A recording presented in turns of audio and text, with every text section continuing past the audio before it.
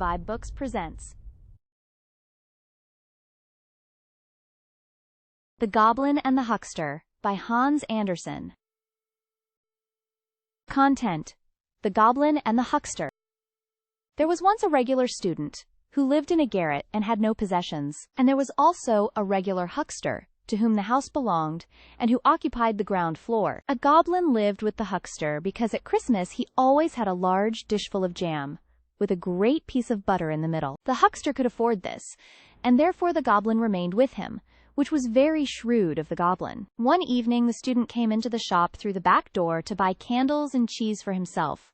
He had no one to send, and therefore he came himself. He obtained what he wished, and then the huckster and his wife nodded good evening to him. The huckster's wife was a woman who could do more than merely nod, for she usually had plenty to say for herself. The student nodded also, as he turned to leave, then suddenly stopped and began reading the piece of paper in which the cheese was wrapped. It was a leaf torn out of an old book.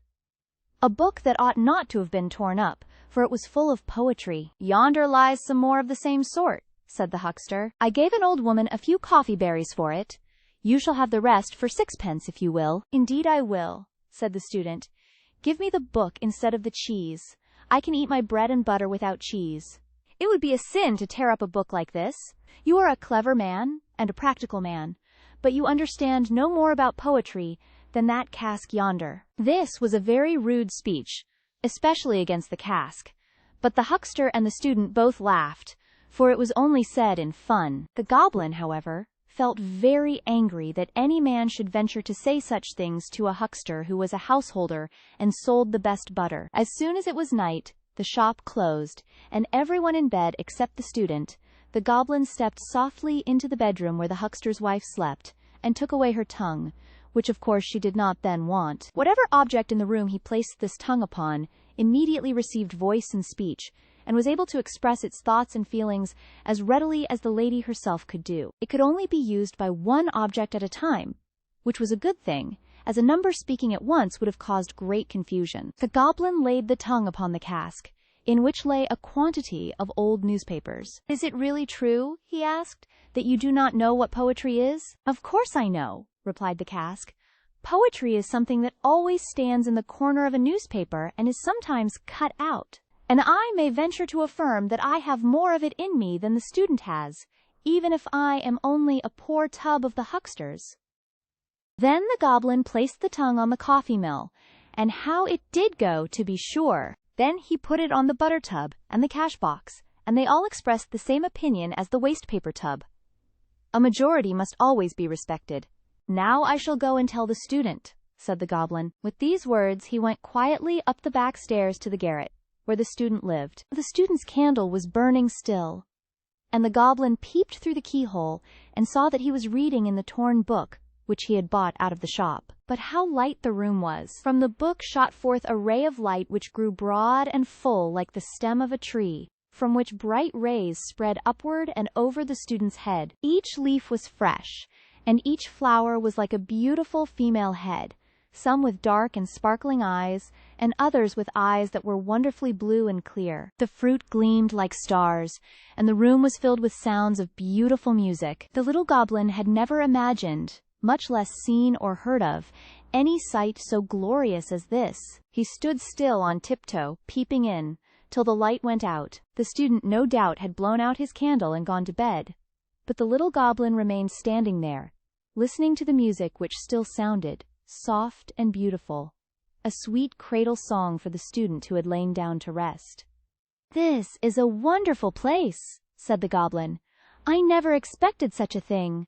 I should like to stay here with the student." Then the little man thought it over, for he was a sensible sprite. At last he sighed, "But the student has no jams," so he went downstairs again to the huckster's shop, and it was a good thing he got back when he did, for the cask had almost worn out the lady's tongue. He had given a description of all that he contained on one side, and was just about to turn himself over to the other side to describe what was there, when the goblin entered and restored the tongue to the lady. From that time forward, the whole shop, from the cash box down to the pine wood logs, formed their opinions from that of the cask.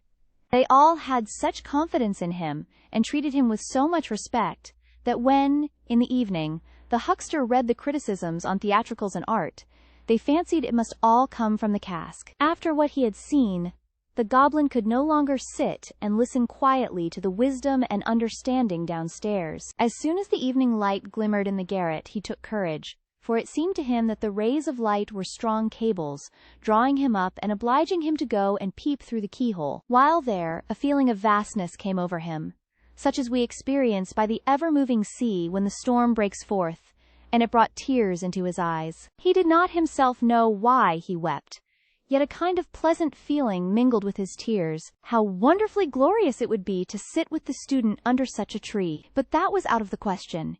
He must be content to look through the keyhole and be thankful for even that. There he stood on the cold landing, with the autumn wind blowing down upon him through the trapdoor. It was very cold, but the little creature did not really feel it till the light in the garret went out and the tones of music died away. Then how he shivered and crept downstairs again to his warm corner, where he felt at home and comfortable. And when Christmas came again and brought the dish of jam and the great lump of butter, he liked the huckster best of all. Soon after, the goblin was waked in the middle of the night by a terrible noise and knocking against the window shutters and the house doors, and by the sound of the watchman's horn. A great fire had broken out, and the whole street seemed full of flames. Was it in their house or a neighbor's? No one could tell, for terror had seized upon all. The huckster's wife was so bewildered that she took her gold earrings out of her ears and put them in her pocket, that she might save something at least. The huckster ran to get his business papers, and the servant resolved to save her black silk mantle, which she had managed to buy. All wished to keep the best things they had. The goblin had the same wish, for with one spring he was upstairs in the student's room. He found him standing by the open window and looking quite calmly at the fire, which was raging in the house of a neighbor opposite. The goblin caught up the wonderful book, which lay on the table, and popped it into his red cap, which he held tightly with both hands. The greatest treasure in the house was saved, and he ran away with it to the roof and seated himself on the chimney. The flames of the burning house opposite illuminated him as he sat with both hands pressed tightly over his cap, in which the treasure lay. It was then that he understood what feelings were really strongest in his heart, and knew exactly which way they tended. Yet when the fire was extinguished and the goblin again began to reflect, he hesitated, and said at last, "I must divide myself between the two. I cannot quite give up the huckster because of the jam." This is a representation of human nature. We are like the goblin. We all go to visit the huckster because of the jam. Thank you for tuning in to vibeBooks. We hope you enjoyed this journey. Please consider liking, commenting, and subscribing to our channel. Check out our playlist or explore vibeBooks for more classic stories. Until next time, happy listening.